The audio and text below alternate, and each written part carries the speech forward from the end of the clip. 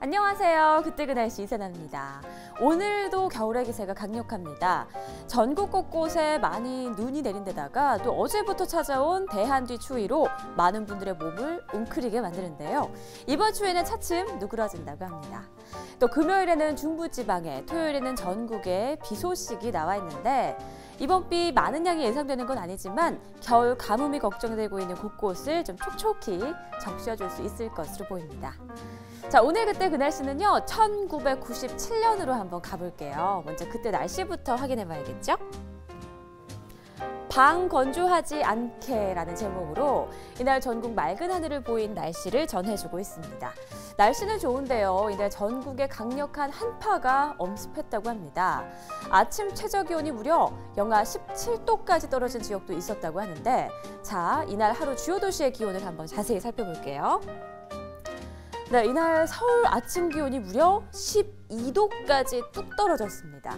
춘천 영하 13도, 남부지방에서는 광주 영하 11도, 대구도 영하 11도까지 떨어졌네요. 생각만 해도 몸이 으슬으슬해질 만큼 강추위인데 이날 낮 기온도 서울과 춘천 영하권으로 종일 영하의 추운 날씨를 보였던 것 같네요. 자, 겨울은 뭐 추워야 겨울이라고 하지만 이날 기온을 보니까 웬만하면 밖에 나갈 생각이 안 들 정도였을 것 같습니다. 자, 이렇게 추운 와중에도 겨울철 우리나라를 찾은 귀한 손님들은 얼어붙은 강가를 누리면서 겨울을 만끽했다고 하는데요. 사진을 한번 같이 볼게요. 네, 겨울철새 서산이 좋다라는 제목입니다. 영하 10도 아래로 뚝 떨어진 강추위 속에서도 옹기종기 보인 청둥 오리떼들의 모습이에요. 이 사진은 추위에 얼어붙은 한강 잠실 철교 부근에 모인 오리들을 찍은 사진이라고 하는데요. 이날 신문에서는 우리나라를 찾은 겨울철새가 지난해보다 약 2배 정도 늘어난 50만 마리가 찾아왔다면서 그중에서도 충남 서산에만 약 30만 마리가 찾은 것으로 조사됐다라고 전해주고 있습니다. 자, 겨울철이면 우리나라를 찾아와서 멋진 장관을 연출해주는 철새들. 하지만 최근 겨울철새, 그중에서도 국제보호조로 지정된 가창오리로 인한 AI가 확산되면서 그야말로 전국에 비상이 걸렸죠. AI가 발생한 지역뿐 아니라 날씨 변화에 따라 이동하는 철새들 비행 경로 지역은 모두 위험한 상황이라고 하는데요. 민관이 모두 합심해서 AI의 확산을 막고 또 피해를 최소화하기 위한 노력이 계속되고 있습니다. AI를 막는 가장 확실한 대책은 바이러스의 유입을 차단하는 거라고 하죠. 더 이상 피해가 확산되지 않도록 우리 국민들의 관심과 협조가 꼭 필요할 것 같습니다.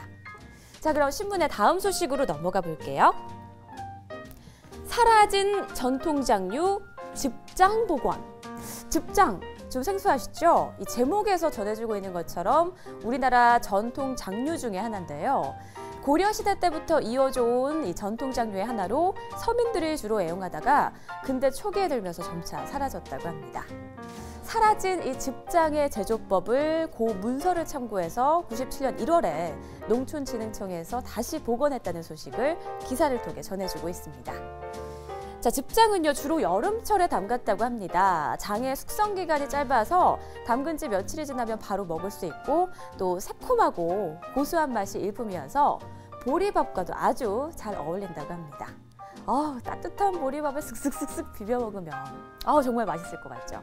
저도 꼭 찾아서 한번 먹어봐야 될 것 같습니다. 사라진 우리 옛것들을 살리려는 노력. 사람이 그리움을 느끼는 대상은요, 사라진 것, 잊혀진 것, 그리고 닿을 수 없는 것들이라는 말이 있는데요. 지금은 쉽고 당연하게 머물고 있는 내 주변의 많은 것들도 언젠가는 사라질 수도 있다는 생각 해보셨나요? 생각만 해도 가슴이 먹먹해지죠.